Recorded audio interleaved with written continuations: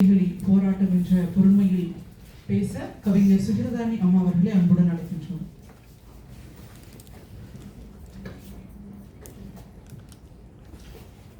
Madurai American கல்லூரியும் தமிழ் உயராய்வு மையமும் இணைந்து நடத்தும் பெண் எழுத்துக்களும் சமகால போக்குகளும் மொழி அரசியல் புனைவுகள் என்ற தலைப்பில் நடைபெற இருக்கக்கூடிய இந்த கருத்தரங்கம்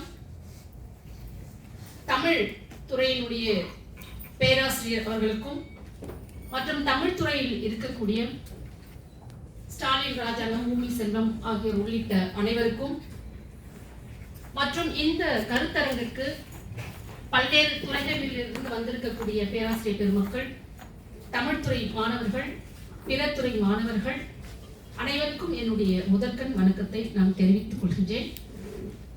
அதே போலவே காலை அமர்வில் கலந்து கொண்டு மிக சிறப்பான ஒரு உரையாற்றி அமர்ந்திருக்கக்கூடிய முனைவர் முபின் சாதிகா அவர்களுக்கும், இந்த அமர்வில் எனக்கு முன்பு பேசிய மதுமிதா அவர்கள் மொழிபெயர்ப்பு பற்றி எழுத்தாளர்களை பற்றி எல்லாம் பேசிய மிக சிறப்பான ஒரு உரை அவர்களுக்கும், அதே போலவே எனக்கு பிறகு பேச இருக்கக்கூடிய முனைவர் நவீனா அமரன் அவர்களுக்கும் மற்றும் இந்த நிகழ்வுக்கு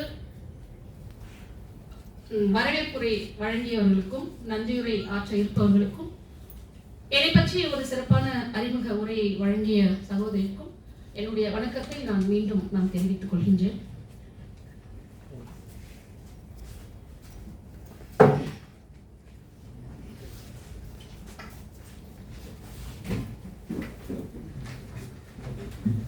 மூன்று மணி நேரம் பேசுவதற்கான குறிப்புகள், 3 மணி நேரம் பேசுவதற்கு தயார் செய்தால்தான் 2 மணி நேரமாவது உரையாற்ற முடியும். 2 மணி நேரம் நான் பேசுவதற்கு இருந்தால்தான் நீங்கள் 1 மணி நேரமாவது பேச விடுவீர்கள் என்ற நம்பிக்கையில் நான் வந்திருக்கின்றேன். மிகுந்த மகிழ்ச்சியாக இருக்கிறது. ஏனென்று சொன்னால் பல முறை என்னை உங்களிடையே பேசுவதற்கு நம்முடைய துறை தலைவர் அவர்களும் பேராசிரியர் பூமி செல்வம் அவர்களும் பேராசிரியர் ஸ்டாலின் ராஜாங்கம் அவர்கள் அழைத்திருந்தாலும் கூட வர இயலாத சூழல், பல்வேறு சமயங்களில் வர இயலாத சூழல், பள்ளி கல்வியிலே நான் வேலை பார்ப்பதால் மிகுந்த நெருக்கடிகள் விடுப்பு எடுப்பதற்கு, அதனால் என்னால் வர இயலவில்லை. அதனால் இந்த நிகழ்ச்சிக்கு எப்படியாவது வந்துவிட வேண்டும் என்று சொல்லி நான் வந்திருக்கிறேன். உள்ளபடியே இந்த அமெரிக்கன் கல்லூரியில் தமிழ் துறையில் நான் பேசுவது உள்ளபடி எனக்கு பெருமையான ஒரு விஷயமாக நான் கருதுகின்றேன். அதற்கு வாய்ப்பளித்த தமிழ்துறை தலைவர் அவர்களுக்கும் தமிழ் துறைக்கும் என்னுடைய நன்றியை நான் மீண்டும் தெரிவித்துக் கொள்கின்றேன். பெண் எழுத்துக்களில் சமகால போக்குகள் என்ற ஒரு பொது தலைப்பின் கீழ் எனக்கு கொடுத்திருக்கக்கூடிய ஒரு தலைப்பு, அதிகாரத்திற்கு எதிராக தமிழ் கவிதைகளின் போராட்டம் என்ற ஒரு தலைப்பு எனக்கு கொடுத்திருக்கிறார்கள். இந்த தலைப்பு மிக விரிவான ஒரு தலைப்பாக, ஒரு அகன்ற ஒரு தலைப்பாக இருக்கிறது. தமிழ் கவிதைகளின் போராட்டம் என்ற தலைப்பு நேரத்தினுடைய அருமை கருதியும் விரைவாக முடிக்க வேண்டும் என்ற காரணம் கருதியும் பெண் கவிதைகளில் அரசு அதிகாரத்திற்கு எதிராக தமிழ் பெண் கவிதைகளினுடைய போராட்டம் என்ற அளவில் இந்த என்னுடைய உரையை நான் அமைத்துக் கொள்ளலாம் என்று இருக்கின்றேன். மேலாக மற்ற கவிதைகளையும் தொட்டு செல்வதுதான் முறையாக இருக்கும். அந்த வகையிலே இந்த உரைக்குள் நான் செல்வதை பெரும் மகிழ்ச்சியோடு நுழைகின்றேன். செத்துப்போன மாட்டை தோல் உரிக்கும் பொழுது அருகிருந்து காகம் விரட்டுவேன்.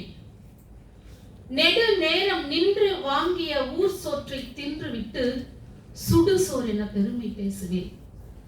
தப்பட்டை மாட்டிய அப்பா தெருவில் எதிர்படும் போது முகம் மறைத்து கடந்து விடுவேன். அப்பாவின் தொழிலும் ஆண்டு வருமானமும் சொல்ல முடியாமல் வாத்தியாரிடம் அடி வாங்குவேன். தோழிகள் அற்ற பின் வரிசையில் அமர்ந்து யாருக்கும் தெரியாமல் அழுவேன். இப்போது யாரேனும் கேட்க நேர்ந்தால் பளிச்சென்று சொல்லிவிடுகிறேன் பரட்சி என்று. எந்த நாட்டு ராஜாவாக இந்த கேள்வியை கேட்டாலும் சுகீதராணி இந்த பதிலைத்தான் சொல்லுவார். இந்த கவிதை மிக முக்கியமான ஒரு கவிதையாக என் வாழ்க்கையில் நான் பார்க்கின்றேன். என்னை அறிமுகப்படுத்துகின்ற பொழுது நான் காவேரிப்பாக்கம் பள்ளியில் ஆசிரியராக வேலை பார்க்கிறேன் என்று சொன்னார்கள் அல்லவா. நான் காவேரிப்பாக்கம் பள்ளியிலிருந்து மாறுதல் பெற்று என்னுடைய சொந்த கிராமம் லாலாப்பேட்டை என்று சொல்லக்கூடிய ஒரு கிராமம். எந்த பள்ளிக்கூடத்தில் எந்த வகுப்பறையில் நான் தலித் என்பதால் பின் வரிசையில் அமர வைக்கப்பட்டேனோ அதே பள்ளியில் அதே வகுப்பில் அதே ஆசிரியராக இப்பொழுது பணிபுரிந்திருக்கிறேன்.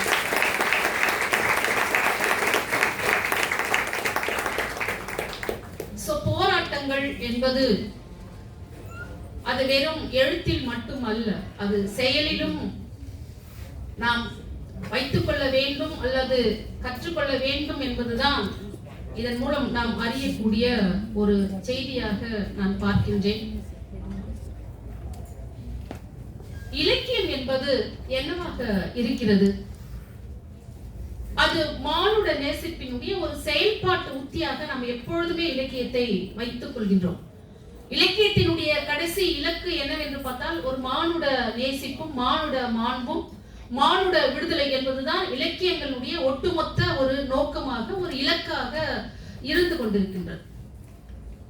உங்களைப் போல என்னையும் நேசிக்க வேண்டும், என்னை போலவே நான் உங்களை நேசிக்க வேண்டும் என்பதுதான் ஒரு கூட்டு ஒப்பந்தம். இது அந்த மானுட நேசிப்பு தான் இலக்கியத்தினுடைய ஒரு ஊடுபாவாக என்று சொல்லாமல் ஒட்டுமொத்தமாகவே அதுவாகத்தான் இருந்து கொண்டிருக்கின்றது. இந்த இலக்கியம் என்பது பல்வேறு வகைமைகளாக பிரிந்திருக்கின்றது. அது நாடகமாக இருக்கலாம், சிறுகதையாக இருக்கலாம், நாவலாக இருக்கலாம், கவிதையாக இருக்கலாம். இவையெல்லாம் இலக்கியத்தினுடைய பல்வேறு வகைமைகள். பல்வேறு வகைமைகளாக இருந்தாலும் கூட இவற்றினுடைய நோக்கமும் இவற்றுடைய இலக்கும் இவருடைய அடைதலும் ஒன்றாகத்தான் இருக்கிறது. மானுட விடுதலை, மானுட நேசிப்பு, மானுட மாண்பு. இன்குலாப் அவர்கள் ஒரு கவிதையிலே சொல்லுவார், ஒவ்வொரு பிள்ளையும் பெயர் சொல்லி அழைப்பேன், பறவைகளோடு எல்லை கடப்பேன், பெயர் தெரியாத மண்ணையும் கல்லையும் எனக்கு தெரிந்த பெயரால் விழிப்பேன், மதம் கடந்த சமயம் கடந்த சமவெளி தோறும் குறிகள் இல்லாத முகங்களில் விழிப்பேன், மனிதம் என்றொரு பாடலை இசைப்பேன் என்று இன்குலாப் மானுடத்தை பற்றி அழகான ஒரு கவிதையாக அவர் சொல்லி இருக்கிறார்.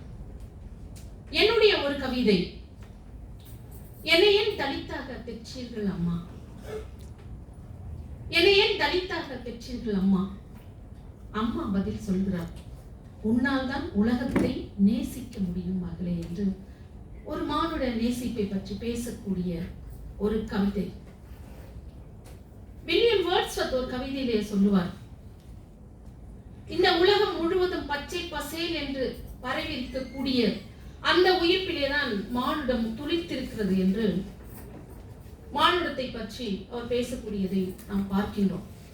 இப்படி மானுட நேசிப்பையும் மானுட விடுதலையும் பேசுகின்ற இலக்கியத்திற்கு மத்தியில் கவிதையினுடைய பங்களிப்பு அல்லது கவிதையினுடைய விரிவாக்கம் அல்லது கவிதையினுடைய தோற்றம், அது நமக்குள் ஏற்படுத்துகின்ற உணர்வுகள், அந்த கவிதைகள் என்னென்னவற்றிற்காக எழுதப்படுகின்றன, அவற்றினுடைய இலக்கு என்ன என்பதை பற்றியெல்லாம் நாம் சிந்தித்து பார்க்க வேண்டிய ஒரு தேவை இருக்கிறது.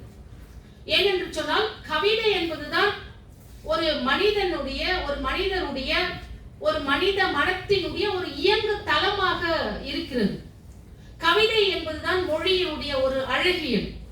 அது ஒரு மொழியினுடைய உயிர்ப்பாக, ஒரு மொழியினுடைய இயக்கமாக, ஒரு மனித மனதினுடைய இயக்கமாக, ஒரு பண்பாட்டினுடைய ஒரு இயக்கமாக, ஒரு நாகரிகத்தினுடைய இயக்கமாக கவிதை திகழ்ந்து கொண்டிருக்கின்றது. இப்ப கவிதை என்று சொன்ன உடனே நம்முடைய மனம் ஒரு பரவச நிலைக்கு ஆட்படுவதை நாம் பார்க்கலாம். ஒரு நாவல் நமக்குள் படித்து அதை ஏற்படுத்துகின்ற உணர்வை விட, ஒரு சிறுகதையை படித்து அது நமக்குள் ஏற்படுத்துகின்ற உணர்வை விட, ஒரு கவிதை என்பது நமக்குள் ஏற்படுத்துகின்ற கிளர்ச்சியும் உண்மையும் அதில் இருக்கக்கூடிய எல்லா வகையான கோட்பாடுகளும் அல்லது எல்லா வகையான விரிவான அர்த்தங்களும் நமக்கு 1000 பொருளையும் 1000 நமக்கு சொல்லக்கூடிய ஒன்றாக இந்த கவிதைகள் இருந்து கொண்டிருக்கின்றன. கவிதை என்பது அவற்றின் வழியாக நாம் எதை சாதிக்கலாம்? ஒரு மொழியினுடைய ஆதி அல்லது ஆதி மொழி என்பது எவ்வாறு இருக்கிறது சொன்னால் அது கவிதை வடிவிலே தான் இருக்கிறது. ஏனென்று சொன்னால் நம்முடைய மரபே செய்யுள் மரபுதான். சங்க இலக்கிய மரபு என்பது நம்முடைய மரபு ஒரு செய்யுள் மரபுதான், ஒரு கவிதை மரபுதான். அப்ப இந்த கவிதை எவ்வாறு இருந்து கொண்டிருக்கிறது என்று நாம் பார்க்கின்ற பொழுது, கவிதை ஒருபோதும் கவிஞர்களால் எழுதப்படுவதில்லை. மாறாக கவிதை தன்னை நிகழ்த்திக் கொள்கிறது. கவிதை தன்னை நிகழ்த்திக் கொள்வதற்கு கவிஞர்களையும் எழுத்தாளர்களும் ஒரு கருவியாக மட்டுமே கொள்கிறது. அப்ப கவிஞர்கள் எப்பொழுது கவிதை எழுதுகிறார்கள்? கவிஞர்கள் ஒருபோதும் கவிதை எழுதுவதில்லை. மாறாக கவிதை தான் கனிந்த காலத்தை சொல்லி கவிஞர்களை தயார்படுத்துகின்றது. அப்ப கவிதை தான் எப்பொழுது வெளிப்பட வேண்டும் என்று விரும்புகிறதோ அப்பொழுதுதான் தனக்கான ஒரு கவிஞரை, தனக்கான ஒரு ஆளுமையை, தனக்கான ஒரு ஆளை தேர்ந்தெடுக்கிறது. அப்படிதான் நமக்கு கவிதை வருகிறது. கவிதை என்பது, எழுதுவது என்பது ரொம்ப எளிதான ஒரு விஷயம் அல்ல. மாறாக உலகத்தில் மிகவும் கடினமான ஒரு செய்தி இருக்கிறது என்று சொன்னால், கடினமான ஒரு செயல் இருக்கிறது என்று சொன்னால் அது கவிதை எழுதுவது மட்டுமே. அதை போலவே உலகத்தில் கவிதை எழுதுவதை போல எளிதான விஷயமும் அல்ல. ரெண்டு அபாயமும் இருக்கு. நம்ம ஒரு வரியை உடைச்சு போட்டா ஒரு கவிதையா எழுது. அப்படியும் அந்த அபாயமும் நடக்கிற ஒரு பகமையாதான் கவிதையை நாம் பார்க்கிறோம். ஆனா கவிதை அப்படி அல்ல. மாறாக அன்பு என்பது ஒரு கலை. எரிக் ஃப்ரோம் எழுதிய ஒரு நூல் அது. தமிழ்ல எழுத்தாளர் ராஜ் கௌதமன் மொழிபெயர்த்திருப்பார். ரொம்ப அற்புதமான ஒரு நூல் அது. அன்பு எப்படிப்பட்ட ஒரு அன்பாக இருக்க வேண்டும், அன்பினுடைய இலக்குகள் என்ன, அன்பினுடைய வகைகள் என்ன, அன்பினுடைய செய்முறை என்ன என்றெல்லாம் அந்த நூலிலே அவ்வளவு அற்புதமாக எரிக் ஃப்ரோம் சொல்லியிருப்பார். என்ன அப்படின்னா, அன்பு அப்படின்றது ரெண்டு பேருக்கு, ஒரு ஆண் பெண் இடையிலான அன்பு என்பது எத்தனை பொறுப்பும் மேன்மையும் ஆளுமையும் மதிப்பும் வாய்ந்தது என்று நாம் புரிந்து கொள்ள வேண்டியது நம்முடைய கடமை என்று அப்படி அவர் குறிப்பிடுகிறார். அன்பினுடைய இலக்குகள் இருக்குது அல்லவா? அன்பினுடைய இலக்கு ஒன்று அப்படின்னலாம் சொல்லிட முடியாது. நம்ம நினைச்சிட்டு இருக்கிறோம் அன்பு அப்படின்றது ஒருத்தர் மேல வைக்கிறது மட்டும்தான் அன்பு அப்படின்னு வச்சிருக்கோம். ஆனா அன்பு என்பது அப்படி அல்ல. மாறாக அது ஒரு மனதினுடைய ஒருமை பண்பு, மனப்பாங்கு என்று குறிப்பிடுகிறார். இப்ப கலை கோட்பாட்டை நம்ம தெரிஞ்சுக்கிறோம் அப்படின்னா அந்த வாழ்க்கை மூலமாக தான் அந்த கோட்பாடை நம்ம அறிஞ்சுக்கிறோம். அப்ப அன்பை நம்ம எப்படி அறிந்து கொள்ள முடியும் என்று பார்த்தால், ஒரு வாழ்க்கையை வாழ்ந்து பார்த்துதான் அதன் வழியாக அந்த அன்பை நம்ம உணர்ந்து கொள்ள முடியும் அப்படின்றதுதான் அவருடைய அந்த அன்பினுடைய இலக்காக இருக்கிறது. இன்னொரு விஷயத்துல அன்பு எப்படி அன்பு செய்யறது அப்படின்னு சொல்றாரு. அன்பு செய்யும் முறை அப்படின்றது, நம்ம உணவு சமைக்கிறோம், ஆனா அன்பு எப்படி செய்யறது, செய்முறை என்ன அப்படின்னு சொல்லக்கூடிய ஒரு அற்புதமான ஒரு செய்தியை சொல்லியிருக்கிறார். அதுல அவர் சொல்வாரு, அன்பு செய்முறை என்பது மிகவும் அந்தரங்கமானது அப்படின்னு சொல்றாரு. ரொம்ப அந்தரங்கமானது. ஆனா அந்த அந்தரங்கமான அன்புதான் எல்லாருக்கான ஒரு அன்பாக மாறி நிற்கின்றது அப்படின்னு சொல்றாரு. அன்பு என்பது வெறுமனே ஒருத்தர்கிட்ட காட்டுற அன்பு மட்டுமே அல்ல. மாறாக அந்த அந்தரங்கமான அன்பு எல்லோருக்கான ஒரு அன்பாக மாறி நிற்கிறது. இப்பொழுது நான் என்னை நேசித்தால் தான் நான் உங்களை நேசிக்க முடியும், உங்களை நேசித்தால் தான் அவர்களை நேசிக்க முடியும், அவர்களை நேசித்தால் தான் உலகத்தை நேசிக்க முடியும் அல்லவா? நம்ம அன்பு எப்பவுமே பொருள்ல இருக்குன்னு சொல்றோம், ஆனா பொருளில் ஒருபோதும் இல்லை. அது உள்ளார்ந்த மனதில் இருக்கக்கூடிய ஒரு செயல்பாடு தான் அன்பு அப்படின்னா அந்த புத்தகத்துல தெளிவா சொல்லக்கூடியது. எனக்கு ரொம்ப பிடிச்சத ஒண்ணுதான். ஏன்னா இலக்கியங்களும் அன்பை தான் எப்பொழுதுமே நேசிப்பை தான் காட்டிட்டே இருக்கு. அதே போலவே எப்படி அன்பு என்பது அந்தரங்கமானதோ அதே போலவே கவிதை என்பது ரொம்ப அந்தரங்கமான ஒரு விஷயம். அது அவ்வளவு எளிதில் யாருக்கும் வசப்படாது அப்படின்னு தான் நான் நினைக்கிறேன். கவிதை எப்பொழுது தன்னை நிகழ்த்தி கொள்ள வேண்டும் என்று நினைக்கிறதோ அப்பொழுதுதான் அது அந்த கவிதைக்கான ஆளை தேர்ந்தெடுக்கிறது. அப்ப நான் எப்பவுமே கவிதை நான் எனக்காக அப்படி நினைச்ச நேரத்துல எழுதுற ஒரு ஆள் கிடையாது. கவிதை தன்னை அழைக்கும் போது எழுதக்கூடிய ஒரு ஆளாக இருக்கின்றேன். 30 வருடம் கவிதை எழுதியிருக்கின்றேன்.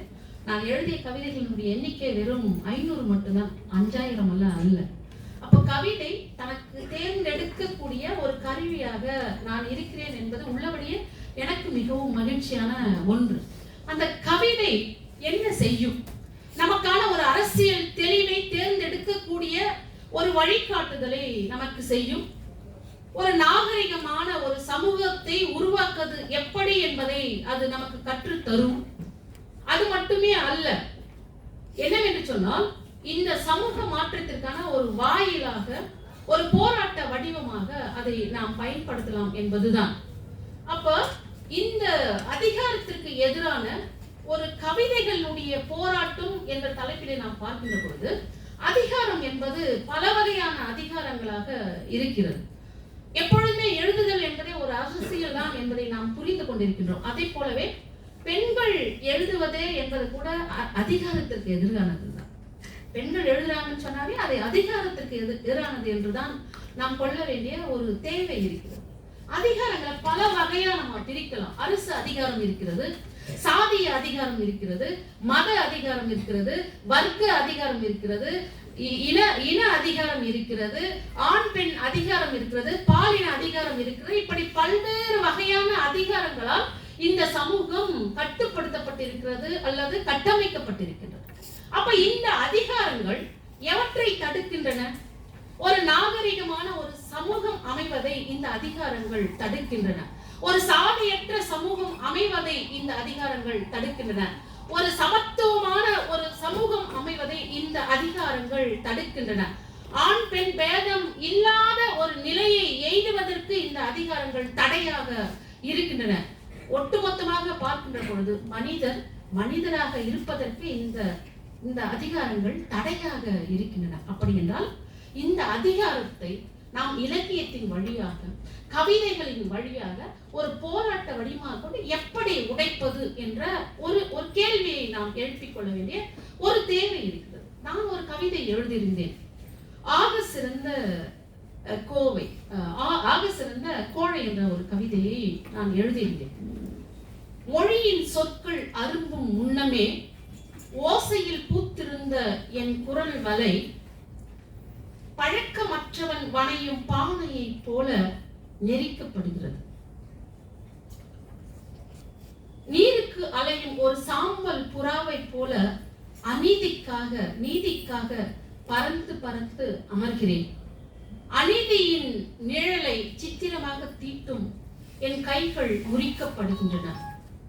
சாட்சியாக இருக்கக்கூடிய கண்களும் நாளை தோண்டப்படலாம் என்று போகின்ற அந்த கவிதை, ஆள தகுதியற்ற நீங்கள் எங்களை வாழ தகுதியற்றவர்களாக மாற்றுகிறீர்கள் என்ற அந்த போகின்ற அந்த கவிதை, உங்கள் அதிகாரத்தின் வாள் கொண்டு நீர்த்தாவரத்தின் தண்டினை போல உடல்களை அறிந்து சென்றாலும் மீண்டும் மீண்டும் பிறக்கும் நாங்கள் உங்களை புன்னகையுடனே எதிர்கொள்கிறோம். உங்களுக்கு தான் வியர்த்து கொட்டுகிறது. தன் வாளினை கண்டு தானே அச்சமுறும் ஒரு குரங்கினை போல அரசு அதிகாரம் ஆகச் சிறந்த ஒரு கோழை என்று அந்த கவிதையை நான் முடித்திருப்பேன். அப்ப அரசு அதிகாரம் என்பது தன்னுடைய நாவினை எங்கெல்லாம் நீட்டுகிறது என்று சொன்னால் சமூகத்தினுடைய இந்த இடுக்குகள் வரை நீட்டுகிறது. அது சாதியாக இருக்கட்டும், மதமாக இருக்கட்டும், பாலின சமத்துவமின்மையாக இருக்கட்டும், எல்லா இடத்திலும் நீக்குகின்ற ஒன்றாக இருக்கிறது. எழுத்தாளர் சிவகாமி அவர்கள் அரசு அதிகாரத்தை பற்றி ஒன்று எழுதுவார்கள். அரசு அதிகாரம் என்பது விலங்குணர்ச்சியை போன்றது அரசினுடைய அசைவுகள் என்று சொல்லி, இந்த அசைவுகளை நாம் தடுக்க வேண்டும் என்று சொன்னால் தன்னுடைய 2 கவிதைகள் மூலமாக அவர் குறிப்பிடுகின்றார். என்ன அந்த 2 வரி, அந்த கவிதையினுடைய 2 வரி என்னவென்று சொன்னால், ஆட்டுக்குட்டிகள் இல்லையா, அதிக மந்தையிலிருந்து மீறிய ஆட்டுக்குட்டிகள் அவற்றை ஆள விட வேண்டும் என்ற ஒரு 2 வரியில அந்த கவிதையை மிக அற்புதமாக சொல்லக்கூடிய ஒன்றை நாம் பார்க்கின்றோம். அதிகாரம் என்பது விடுவித்துக் கொள்ளவே இயலாத ஊசியின் காதுகளில் நாம் கட்டுண்டு கிடக்கிறோம். அவற்றிலிருந்து கட்டுண்டு நாம் மீள முடியாமல் இருக்கின்ற பொழுது இந்த அரசு அதிகாரம் என்பது மந்தை மீறிய ஆடுகளை அரியணையில் நாம் ஏற்ற வேண்டும் என்ற அந்த செய்தியோடு அந்த அரசு அதிகாரத்தை பற்றி பேசுகிறோம். இந்த அரசு அதிகாரம் என்பது தேர்தல் பாலிடிக்ஸ் என்பது இப்படி இருக்கிறது. அது சாதிய அதிகாரமாக இருக்கிறது. இருப்பதிலேயே இந்த சமூகம் ஒரு மேம்பட்ட சமூகமாக இருப்பதிலிருந்து பின் அடைவை நோக்கி செல்கிறது என்று சொன்னால் அது மிக முக்கியமான காரணமாக இருப்பவை சாதிய அதிகாரமும் மத அதிகாரமும் என்றுதான் நான் சொல்லுவேன். சாதி என்பது நம்மை பிடித்த ஒரு கேடு என்றுதான் நாம் சொல்ல வேண்டும். சாதியினுடைய கொடூர நாவுகளுக்கு நாள்தோறும் பல்வேறு மக்கள், பல்வேறு பெண்கள் பலியாகி கொண்டிருக்கக்கூடிய ஒரு சூழலை நாம் பார்க்கின்றோம். இந்த அதிகாரம் என்பது எவ்வாறு வருகிறது?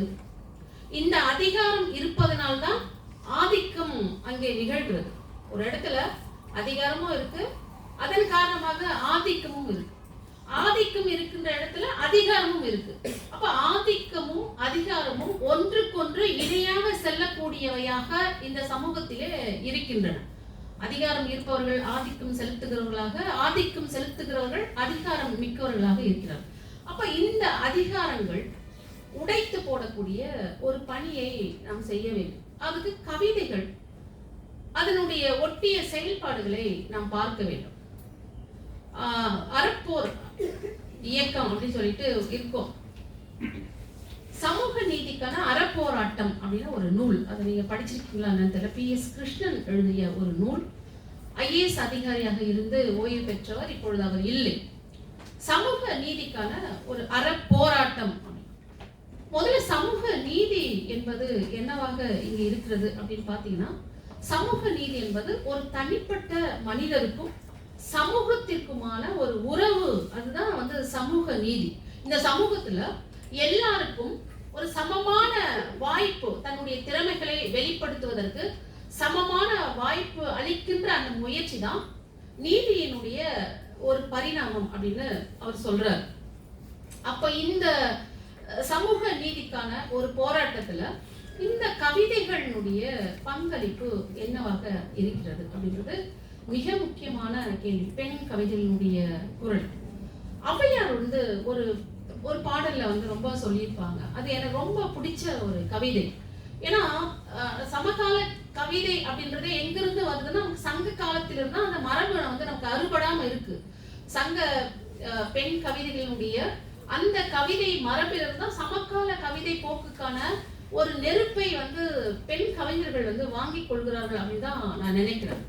அவையினுடைய ஒரு பாடல், அவங்க அதிகமானிடம் பரிசு பெறுவதற்காக செல்கிறார்கள். வாயிற்காப்போன் அங்க நிற்கிறான். நான் அவை வந்திருக்கிறேன் அப்படின்னு சொல்றாங்க. அவர் போய் சொல்றாரு. ஆனாலும் அதிகமான் அவையை பார்ப்பதற்கு காலம் தாழ்த்துகிறார்.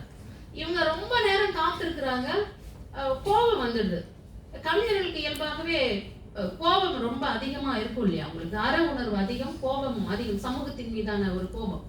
அப்ப அந்த அம்மையார் என்ன சொல்றாங்க அப்படின்னா, வாயிலோயே வாயிலோயே அப்படின்னு சொல்லிட்டு அவங்க சொல்றாங்க, காவினம் கலனே சுருக்கினம் கலப்பை அப்படின்னு சொல்றாங்க. நான் என்னுடைய இசைக்கருவிகளை எடுத்துட்டு போறேன், மரங்குள் தச்சன் கைவல் அப்படின்னு சொல்லிட்டு என்ன சொல்றாங்க அப்படின்னு பாத்தீங்கன்னா, எத்திசை செல்லினும் அத்திசை சோறு அப்படின்னு சொல்றாங்க. கைவேலை தெரிஞ்ச ஒரு தச்சன் எந்த காட்டுக்கு போனாலும் வேலை செய்ய முடியும். ஆனா அந்த மாதிரி எனக்கு எந்த திசை போனாலும் எனக்கு சோறு கிடைக்குது. அவன் என்னுடைய தரத்தை அதிகமான அறிந்திருக்கவில்லையா, அல்லது அதிகமானுடைய தரத்தை அதிகமான அறிந்திருக்கவில்லையா, நான் இவ்வளவு நேரம் காத்திருக்கிறேன் என்று சொல்லக்கூடிய அந்த பாடல் அவையினுடைய சுயமரியாதை பாடலாக நான் பார்க்கின்றேன். போடா, நீ சாப்பாடு போடலன்னா பரவாயில்ல, நான் போற திசையெல்லாம் எனக்கு சோறு உண்டு என்று சொல்லக்கூடிய அந்த தன்னுடைய இசைக்கருவிகள் எல்லாம் இருக்கக்கூடிய அந்த பைய தோல்ல மாட்டிக்கிட்டு கிளம்புற ஒரு சுயமரியாதைய நம்ம பார்க்கிறோம். அப்ப பின்னாடி 1929ல பெரியாருக்கு சுயமரியாதை மாநாட்டுல பெரியார் என்ற பட்ட பேரை அன்னை மீனாம்பாள் சிவராஜ் வழங்குறாங்க. அப்ப இந்த மாற்றம் இருக்குல்ல, அங்கிருந்து கடந்து வரக்கூடிய பாதை இருக்குல்ல, அப்ப இப்ப இருக்கக்கூடிய இந்த சுயமரியாதை பற்றிய இதெல்லாம் பாத்தீங்கன்னா நமக்கு அங்கிருந்து நம்ம எடுத்துக்கொள்ளக்கூடிய ஒரு சூழல் நம்ம பார்க்கிறோம். அப்ப இந்த மாதிரி ஒரு ஒரு ஒரு டிராவல் வந்து சங்க காலத்திலிருந்து சமகாலத்துல நடக்கிறதையும் நம்ம பார்க்கிறோம். என்னுடைய கவிதைகள் அப்படின்னு பார்க்கும் பொழுது பல்வேறு கவிதைகள் வந்து இந்த அதிகாரத்திற்கு எதிரான அல்லது சாதிக்கு எதிரான அல்லது மதத்திற்கு எதிரான பல்வேறு போராட்ட வடிவங்களை கொண்டிருக்கக்கூடிய ஒன்றாக நம்ம பார்க்கிறோம். நீங்க சங்க காலத்துல எல்லாம் பாத்தீங்கன்னா அவ்வளவு பெண்பார் புலவர்கள் 44 பேர் இல்லையா பெண்பார் புலவர்கள்ல ஔவையினுடைய பாடல் ரொம்ப முக்கியமானது. ஒரு சுயமரியாதைக்காரராக, ஒரு வரலாற்று ஆசிரியராக, பல்வேறு அவதாரங்களை எடுக்கக்கூடியவராக ஔவை இருக்கிறார். அதுல வந்து ஒரு பாடல், நீங்க பொன்முடியார் பாடக்கூடிய ஒரு பாடல், ஈன்று புறந்தருதல் என் தலை கடனே, சான்றோனாக்குதல் தந்தைக்கு கடனே, வேல் வடித்து கொடுத்தல் கொள்ளற்கு கடனே என்று வரக்கூடிய அந்த பாடல். நன்னடை நல்கள் வேந்தற்கு கடனே, ஒளிருவால் அருஞ்சமம் உருக்கி களிர் எறிந்து பெயர்கள் காலைக்கு கடனே என்று சொல்லக்கூடிய அந்த நிலையிலிருந்து சமகாலத்துல பெண்கள் அதையெல்லாம் உடைத்து, நம்ம அந்த காலத்தையும் நம்ம எடுத்துக்கணும், அந்த இடத்தை உடைத்து வேறு ஒரு நிலைப்பாட்டை எடுக்கக்கூடியவர்களாக இருக்கிறார். பெண்கள் குழந்தைகளை பெற்றெடுத்து போருக்கு அனுப்பக்கூடிய அல்லது நாட்டுக்கு அனுப்பக்கூடிய இப்படிப்பட்ட செய்தி தருகின்ற நிலையிலிருந்து நிறைய பெண் கவிதைகள் அதற்கு மாறா ஒரு போராட்ட வடிவத்தை நம்ம கையில் எடுக்கிறத நம்ம பார்க்கிறோம். இப்போ இந்த கவிதைகளுடைய போராட்டம் பல இடத்துல நம்ம பார்க்க வேண்டியிருக்கு. ஆண் பெண் சமத்துவத்துல பெண்களுடைய கவிதை எப்படி அதை கொடுக்கக்கூடிய அல்லது அதை எதிர்க்கக்கூடிய ஒரு இடத்துல இருக்கு சமத்துவ உண்மை அப்படின்ற இடத்துல பார்க்கிறோம். அதே மாதிரி திருநங்கைகளுடைய அவர்களுடைய போராட்டம். இப்போ நம்ம அதிகாரம் அப்படின்னும் பொழுது கண்ணுக்கு புலனாக கூடிய ஒரு அதிகாரம் மட்டுமா நம்ம பார்க்க முடியாது. அதிகாரம் என்பது நம்மளுடைய புறத்தாக்கத்தை ஏற்படுத்தக்கூடிய ஒன்றாக மட்டுமே அல்ல, அது அகம் சார்ந்த ஒன்றாகவும் அதிகாரம் இருந்துட்டே இருக்கு இல்லையா. அதை நம்ம வந்து கணக்குல எடுத்துக்கொள்ள வேண்டும். வெறும் அதிகாரம்ன்றது ஒரு சாதி அதிகாரம் அப்படின்னா அவங்கள வந்து தீட்டு என்று சொல்லி வெளியே நிக்க வைக்கிறது, அது புற அதிகாரம், புறத்தாக்கத்தை ஏற்படுத்த முடியாது. ஆனா அதே அளவுக்கு அதிகாரம் நம்முடைய மனங்கள்ல இன்னும் இருந்துட்டே இருக்கு. அப்போ இந்த அக அதிகாரத்தையும் புற அதிகாரத்தையும் முற்றிலும் வேறாக துடைத்து அகற்றுவதற்கு தான் நம்ம மிகப்பெரிய ஒரு போராட்ட களத்தை நம்ம எடுக்க வேண்டிய ஒரு தேவை இருக்கிறது. இப்ப என்னுடைய கவிதைகள்ல இப்ப நான் கிராமத்துலதான் இருந்துட்டு இருக்கேன். இப்பவும் சேரியில தான் இருக்கேன். நான் இவ்வளவு படிச்சிருக்கேன். ஒரு அரசு பள்ளியில வந்து ஒரு ஆசிரியரா இருக்கிறேன். ஆனால் நான் அந்த பணி முடிந்து எங்க போனா என்னுடைய சேரிக்கு தான் வீட்டுக்கு போனேன். எனக்கு என்னுடைய கிராமத்துல ஊர் பகுதியில போயிட்டு ஒரு துண்டு நிலம் கூட எங்களால் வாங்க முடியாது, ஒரு வீடு வாங்க முடியாது, வீடு வாடகைக்கு போக முடியாது, அங்க இருக்கிற டீ கடையில டீ குடிக்க முடியாது கிராமங்கள். அப்ப இந்த மாதிரி சூழல்ல நான் எவ்வளவு காலத்திற்கு ஒரு சமமற்ற ஒரு சமூகத்துல ஒரு இரட்டை வாழிடத்துல நான் எவ்வளவு காலம் இருந்துட்டு இருக்கிறோம் அப்படின்ற ஒரு கேள்வி இருக்குல்ல. அப்ப இந்த கேள்வியை எப்படி நாம் அரசியலாக மாற்றுவது, எப்படி ஒரு போராட்ட வடிவமாக மாற்றுவது? இப்ப கவிதை அப்படின்றது எப்படிப்பட்டதாக இருக்க வேண்டும்னா அது உண்மையாக இருக்க வேண்டும், வாசிப்பவர்களுக்கு ஒரு ஒளியை தரக்கூடிய ஒன்றாக இருக்க வேண்டும், ஒரு நம்பிக்கை தரக்கூடிய ஒன்றாக இருக்க வேண்டும், ஒரு வெளிச்சத்தை தரக்கூடிய ஒன்றாக இருக்கணும் அப்படின்றதான் கவிதை. அதுதான் கவிதையாக இருக்க முடியும். அப்ப இந்த கவிதையை நான் எழுதுகின்ற பொழுது அது கிளத்துகின்ற உணர்வுகள் இருக்குல்ல, அது அரசியலோடு பின்னி பிணையும் போது அந்த கவிதையினுடைய நோக்கம் வந்து நிறைவேறும் நான் நினைக்கிறேன். அந்த கவிதை, மெல்லிய புலால் நாற்றும் வீசும் நானும், தசைகள் முற்றாக பித்தெடுத்து எலும்புகள் தொங்கும் என் வீடும், கொட்டாங்கச்சியில் தோலை கட்டி பறையொலி பழகும் விடலைகள் நிறைந்த என் தெருவும், ஊரின் கடைசியில் இருப்பதாக நினைத்துக் கொண்டிருக்கிறீர்கள், நான் சொல்லிக் கொண்டிருக்கிறேன் முதலில் இருப்பதாக என்ற அந்த ஒரு கவிதை என்னுடைய உண்மையா எனக்கு ரொம்ப மகிழ்ச்சியான ஒரு கவிதை அப்படின்னா இதுதான். அப்ப இந்த அரசியல் இருக்குல்ல, இது வந்து ஒரு சாதி அரசியல். இந்த சாதியை முறியடிப்பதற்காக நீங்க எப்பவுமே எங்களை வந்து ஊரோட கடைசியில் இருக்கிறதா பார்த்துட்டு இருக்கீங்களா? ஆனா அப்படி அல்ல. நீங்கள் இடம் என்று நினைப்பதை வளமாக மாற்றுவர்கள், நீங்கள் கீழ் என்று நினைப்பதை மேலாக மாற்றுகின்ற ஒரு முயற்சி, ஒரு போராட்ட வடிவம், ஒரு கருவி. அப்ப நீங்க நினைச்சிட்டு இருக்கிறீங்க கடைசியில் இருக்கு. நான் என்னுடைய ஊரிலிருந்து என்னுடைய சேரியிலிருந்து பார்க்கின்ற பொழுது ஊரின் தொடக்கமாக சரிதான் இருக்கு, நீங்க தான் கடைசி இருக்கீங்கன்னு சொல்லிட்டு அவங்களுடைய கருத்தாக்கத்தை உடைத்து போடக்கூடிய ஒரு கவிதையாக அது. அந்த கவிதையை நீங்க கேட்கும் பொழுது உங்களுக்கு தோணும், ஆமா இல்ல அப்படின்னு தோணும். ஆமாதான், இப்போ ஏன் எப்படி நம்ம இப்படி நினைச்சிட்டு இருக்கோம் அப்படி. அப்போ ஒரு சமூகம் பொது புத்தியோடு நினைக்கின்றவற்றை உடைத்து போடக்கூடிய ஒரு போராட்ட வடிவமாக, ஒரு போராட்ட கருவியாக அந்த கவிதையை நான் முன்வைக்கிறேன். என்னுடைய கிராமத்துல இப்பவும் இருக்கு. நம்ம பெருசா சாதி இல்லை அப்படின்னலாம் சொல்லிடவே முடியாது. இப்ப மிகப்பெரிய ஒரு சர்ச்சை ஓடிக்கொண்டிருக்கிறது, சாதியை கேட்டார்களா இல்லையா என்று. நான் படிக்கின்ற பொழுது, பேருந்திலே சென்று கொண்டிருக்கின்ற பொழுது கூட்டம் அதிகமாக இருந்தது. அங்கிருந்து ஒரு அம்மா கேட்குறாங்க, என்னுடைய ஊர்ல இருந்து நான் டவுனுக்கு போயிட்டு இருக்கேன் பஸ்ல. அவங்க கேட்குறாங்க, ஏமா வெள்ளையா இருக்கிறீ, சரி சண்முகம் பொண்ணா நீ அப்படின்னு கேட்குறாங்க. என்னுடைய அப்பா பேர் சண்முகம், சரி சண்முகம் பொண்ணா அப்படின்னு கேட்குறாங்க.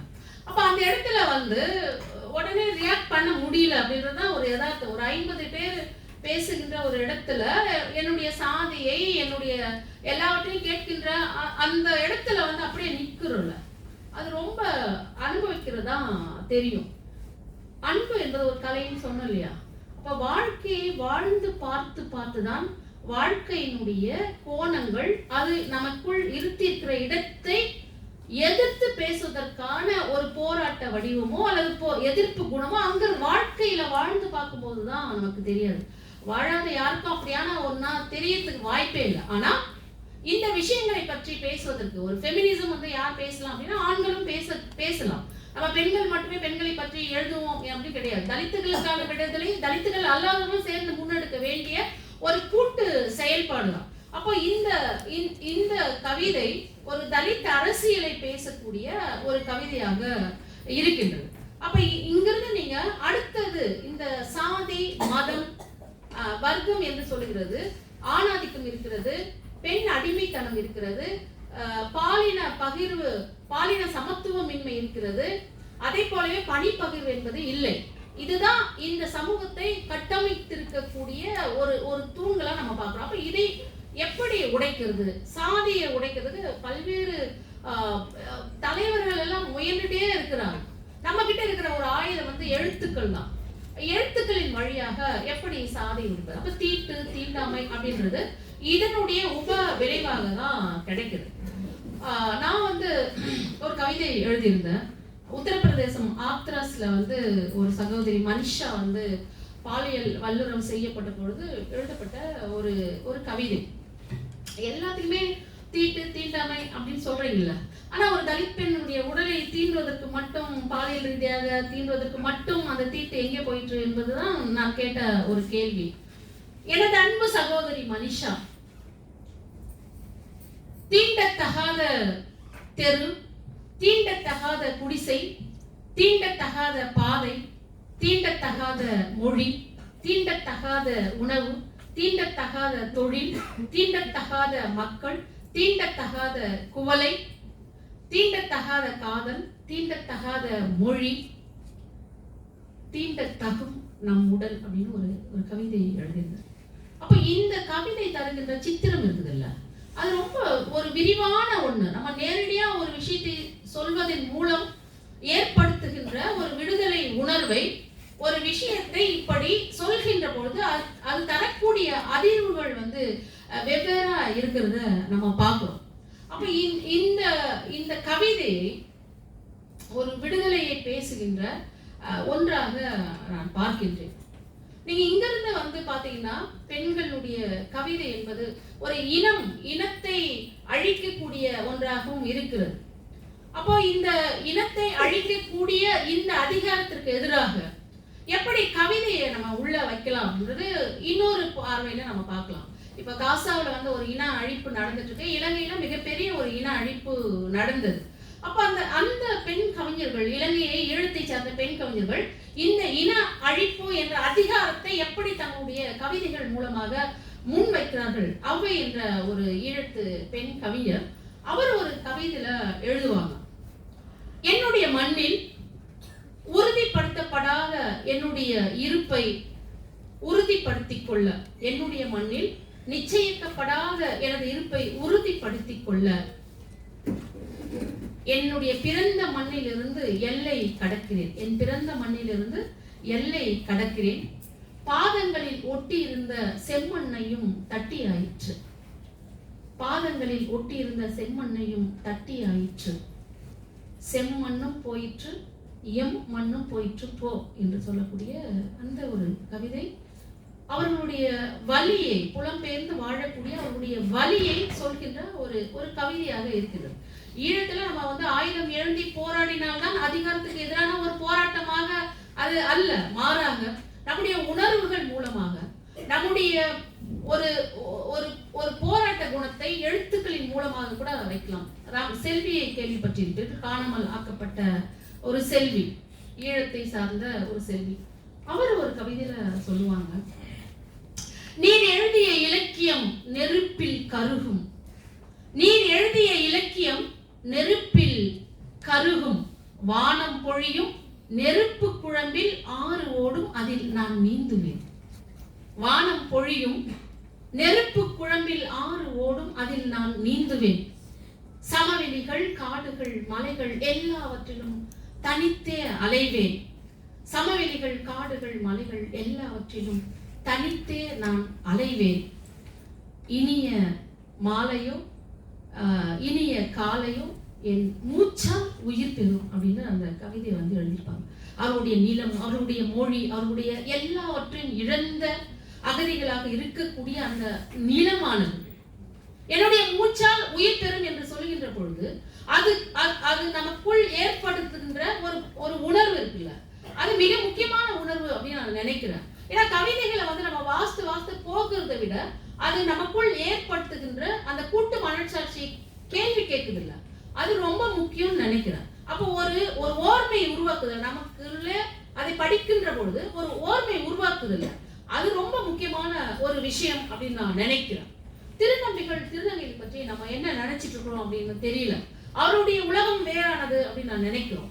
இப்ப ஆண் பால், பெண் பால், பலர்பால், ஒன்றன் பால், பலவின் பால் அப்படின்னு 5 வகை பாலை சொல்லுகின்ற பொழுது ஆண் பாலை தான் எப்பவுமே முதல்ல சொல்றோம், பெண் பாலை இரண்டாவதா சொல்றோம். அப்ப அவர்கள் திருநங்கைகள் அவர்களை பற்றி குறிப்பிடுகின்ற பொழுது நாம் என்ன குறிப்பிடுகிறோம் என்று சொன்னால் அவர்கள் 3ஆம் பாலினத்தை சார்ந்தவர்கள் என்றுதான் குறிப்பிடுகிறோம். இந்த வகையை உருவாக்கியவர்கள் யார் அப்படின்றத நம்ம பார்க்கிறோம்ல.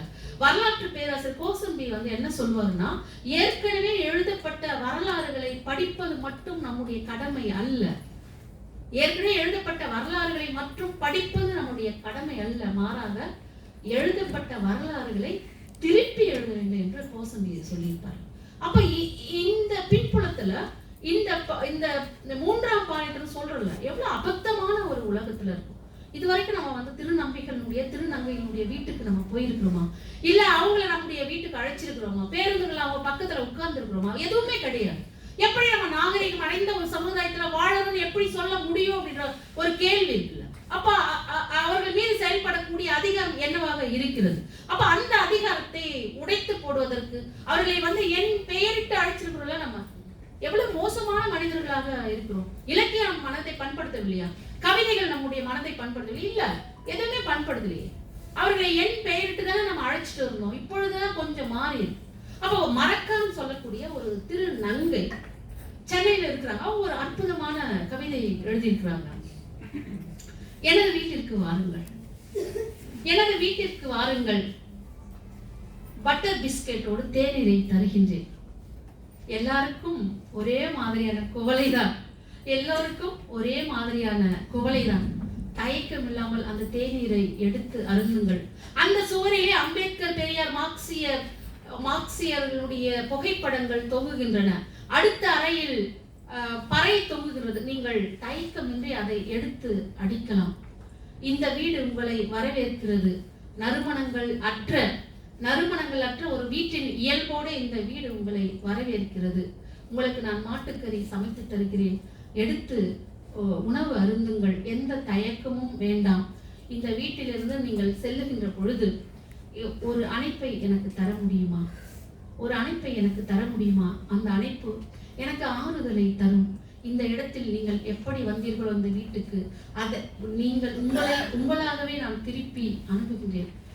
என்னுடைய வீட்டிற்கு இன்னொரு முறை வருவீர்களா என்று அந்த கவிதை ரொம்ப அற்புதமான ஒரு கவிதை மறக்க எழுதியிருக்கு.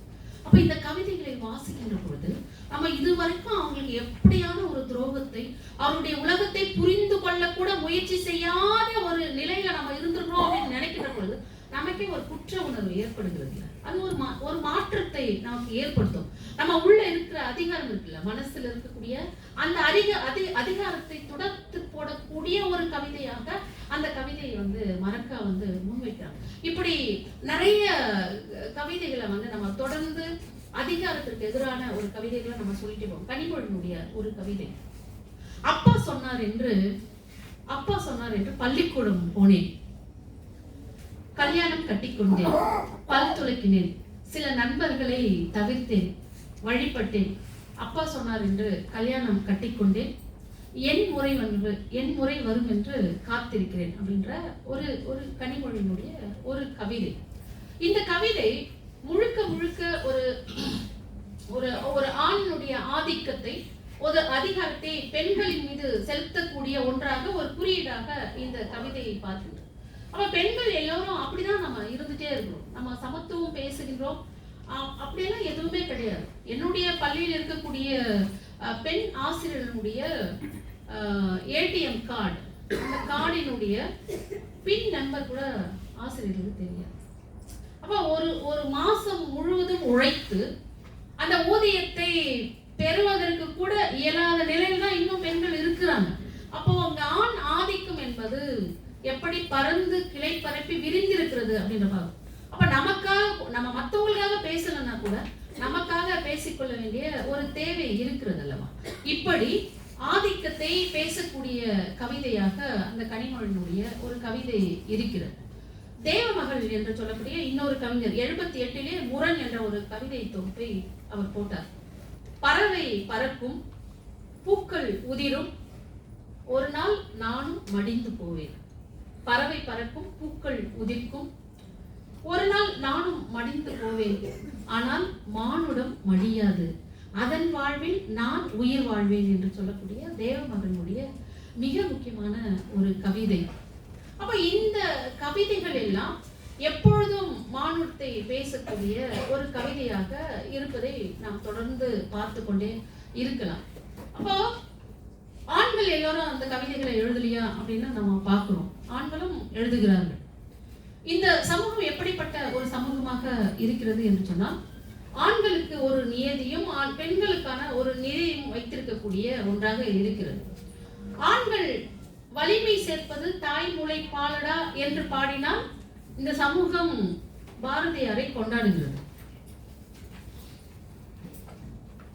ஒரு தோற்று போன ஒரு காதலில் துடைத்து அகற்ற முடியாத இரு கண்ணீர் துளிகளாக தேம்பி தழும்புகின்றன முளைகள் அப்படின்னு குட்டி ரேவதி எழுதுகின்ற பொழுது இந்த சமூகம் குட்டி ரேவதியை தூற்றுகின்றது. அப்ப இந்த இலக்கிய வடிவத்தை, கவிதை வடிவங்களை கூட பெண்கள் கையில் எடுக்கின்ற பொழுது அதற்கு எதிராக பேசக்கூடிய ஒரு நிலையைத்தான் நாம் பார்க்கிறோம். ஆக அரசு அதிகாரம் என்பது மிக முக்கியமான ஒன்றாக இப்பொழுது பார்க்கப்படுகிறது. இப்ப அதுக்கு ஒரு உதாரணம் என்ன சொல்றேன் அப்படின்னா, வேங்கை வயல் பத்தி உங்களுக்கு எல்லாம் தெரியும். நான் ஒரு கவிதை எழுதியிருந்தேன். நாங்கள் கழிக்கும் பீ கூட பீ வாசனை வீசுவதில்லை, குடிக்கும் தண்ணீரில் பீ வாசனை வேங்கை வயல் அப்படின்னு ஒரு கவிதை. அது சொல்லும்போது எனக்கு ரொம்ப கஷ்டமா தான் இருக்கு. மலையும் மலை சார்ந்த இடமும் உங்களுக்கு, காடும் காடு சார்ந்த இடமும் உங்களுக்கு, கடலும் கடல் சார்ந்த இடமும் உங்களுக்கு, மணலும் மணல் சார்ந்த இடமும் உங்களுக்கு, வேங்கை வயலும் வயல் சார்ந்த இடம் மட்டும் எங்களுக்கா அப்படின்ற ஒரு கவிதை. இந்த கவிதைகள் ஒரு பெரிய கத்தி எடுத்து இருந்தா அதிகாரிக்கு எதிராக போராடு அப்படின்னு நம்மள கத்தி எடுத்துட்டு போராட இல்லை. ஆனா கருத்தியல் ரீதியாக ஒரு மனமாற்றத்தை, ஒரு கூட்டு மனச்சாட்சியை எப்பொழுதும் கேள்வி கேட்கின்ற ஒரு எதிர்குரலாக, ஒரு கலக குரலாக இந்த கவிதைகள் நம்ம உருமாற்றிட்டே இருக்குல்ல.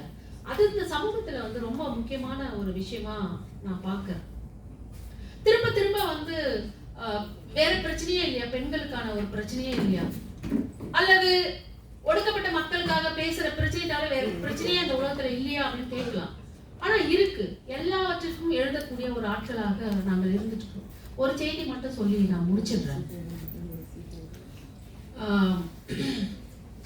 டெல்லி பல்கலைக்கழகத்துல என்னுடைய கவிதைகள் 2 கவிதைகள் பாடத்திட்டத்தில் இருந்தது.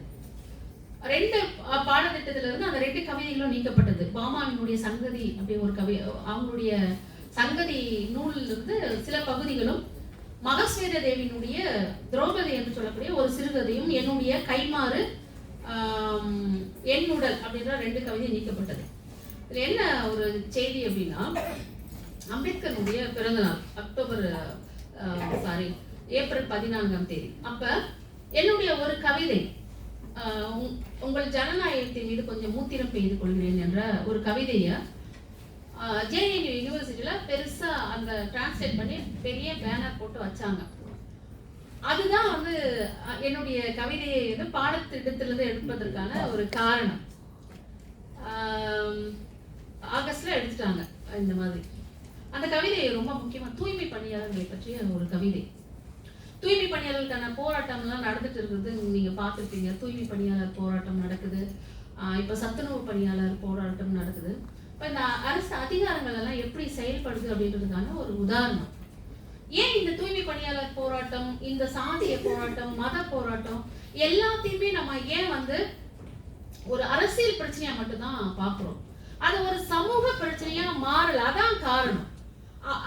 அந்த சமூகத்தை சேர்ந்தவர்கள் மட்டுமே போராடக்கூடியவர்களா தான் இருந்துட்டு இருக்க தவிர அது சமூக பிரச்சனையா மாறல. சாதி பிரச்சனையோ, மத பிரச்சனையோ, இல்ல தூய்மை பணியாளர்களுடைய பிரச்சனையோ, பெண்களுக்கான பிரச்சனையோ ஒரு ஒரு மிகப்பெரிய ஒரு சமூக பிரச்சனையாக அல்லது சமூக போராட்டமாக மாறல. என்ன அப்படின்னா, இதை சமூக போராட்டமா பார்த்துட்டு 2 பேரும், ஒண்ணு அண்ணல் அம்பேத்கர், இன்னொன்னு தந்தை பெரியார் தான் சமூக போராட்டமா பார்த்தாங்க. இப்ப நான் வேங்கை வயலுக்கு எதிராக நான் ஒரு விவாதத்தை உருவாக்குகிறேன் சமூகத்தில் என்று சொன்னால், அல்லது தூய்மை பணியாளர்களை பற்றி ஒரு விவாதத்தை இந்த சமூகத்திலே நான் உருவாக்குகிறேன் என்று சொன்னால், அது அரசுக்கு எதிரான ஒரு போராட்டமா போயிடுது. அப்போ என்ன ஆகும்? அது அந்த போராட்டம் நசுக்கப்படும். அப்ப சமூக பிரச்சனையாக அது மாறுகின்ற பொழுதுதான், அப்ப சமூகமே சேர்ந்து போராடுகின்ற பொழுது அது அரசு அதிகாரம் என்பது தூள் தூளாகும். அப்ப இந்த அரசியலை வந்து நம்ம புரிஞ்சுக்கணும். அப்ப அரசியல் அதிகாரத்திற்கு மட்டுமே அல்லாமல் நீங்க ஒரு சமூக ஒடுக்குகின்ற அந்த அதிகாரத்துக்கு எதிராகவும் நம்ம பேசக்கூடிய ஒண்ணா இருக்கணும். அந்த டெல்லி பல்கலைக்கழகத்துல நீக்கப்பட்ட ஒரு கவிதை, அதோட நான் முடிச்சுக்கிறேன். என்ன கவிதை அப்படின்னா, கைமாறு என்று சொல்லக்கூடிய ஒரு கவிதை. தோளினால் அடி தைக்கப்பட்ட கூடையுடன் அவள் வெளி கிளம்புகிறாள். தோளினால் அடி தைக்கப்பட்ட கூடையுடன் அவள் வெளி கிளம்புகிறாள்.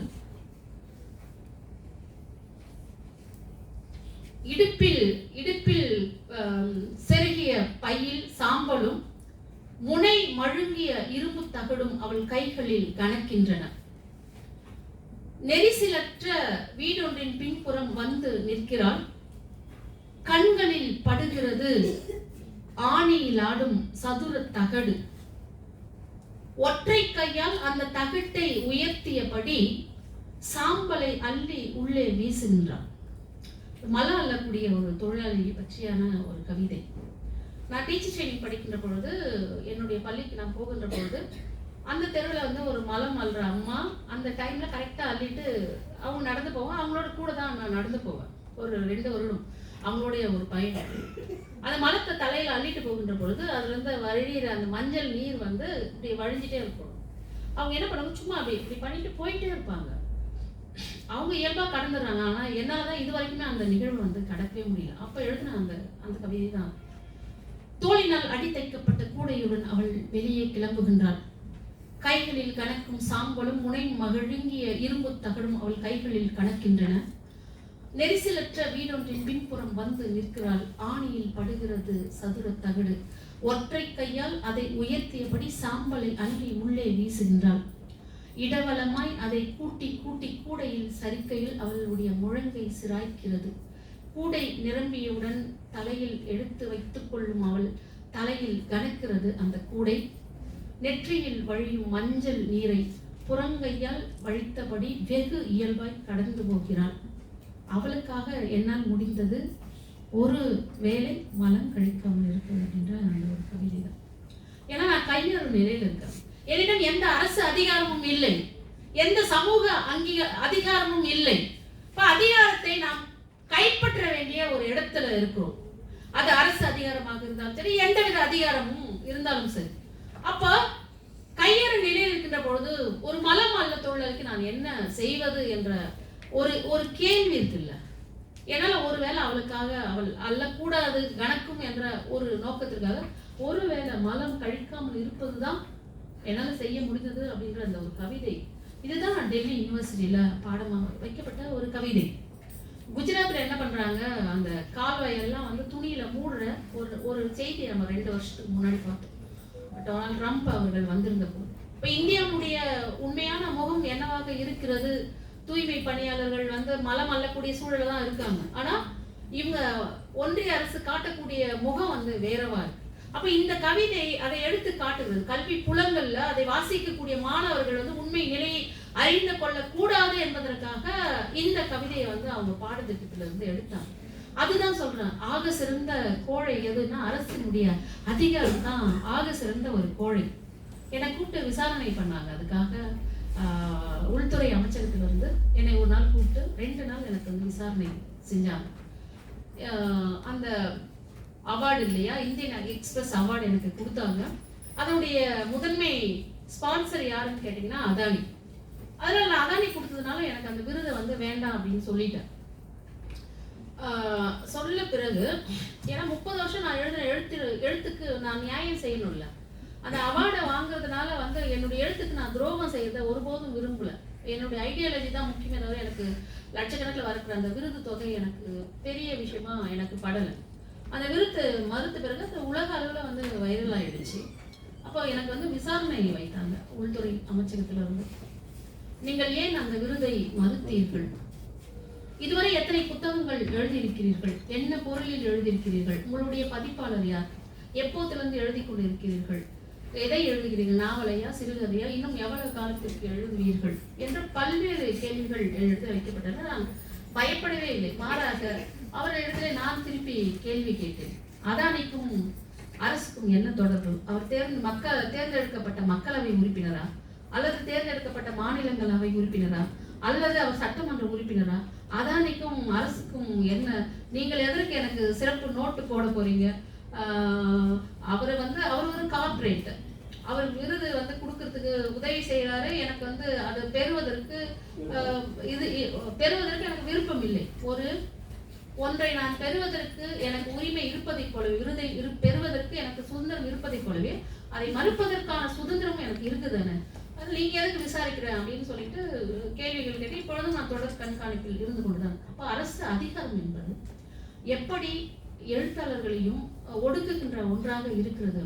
அப்ப இவ்வளவு பிரச்சனைகளுக்கு இடையில தான் நம்ம வந்து தொடர்ந்து எழுதி கொண்டிருக்கிறோம் என்று சொன்னால் அது ஒரு நல்ல ஒரு சமூகத்தை நாம் காணுகின்ற ஒரு நல் வாய்ப்புக்காக தான் இலக்கியத்தையும் கவிதைகளையும் நம்ம. அப்ப சங்க காலத்திலிருந்து சமகாலம் வரையிலான பெண்களுடைய எழுத்து இருக்கிறது அல்லவா, அந்த எழுத்துக்கள் முழுக்க பெண் விடுதலை மட்டுமே அல்ல, அது மானுட விடுதலைக்காகவும் சமூக விடுதலைக்காகவும் ஒரு கருவியாக எப்படி கைக்கொள்வது என்ற அந்த பொருளின் அடிப்படையிலே பல்வேறு கவிதைகள் தொடர்ந்து பெண் கவிஞர்களால் எழுதப்பட்டு கொண்டு வருகின்றன.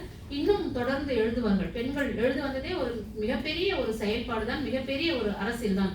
அந்த வகையில் பார்க்கின்ற போது சமகால பெண் கவிதைகள் என்பது அதிகாரத்திற்கு எதிராக, ஆட்சிக்கு எதிராக, சமூக மாற்றத்திற்கு ஆதரவாக பல்வேறு தளங்களில் விரிந்த வகையில் இந்த கவிதைகள் எழுதப்பட்டு கொண்டு வந்திருக்கின்றன. அதை நீங்கள் படியுங்கள், தொடர்ந்து அதன் மேல் கருத்திடுங்கள். கொஞ்சமாவது கூட்டு மனசாட்சியோடு செயல்பட்டீர்கள் என்றால் நாம் காணும் உலகம் மிக விரைவில் நமக்கு வசமாகும் என்று சொல்லிக்கொண்டு இந்த வாய்ப்பை கொடுத்த உங்கள் அனைவருக்கும் என்னுடைய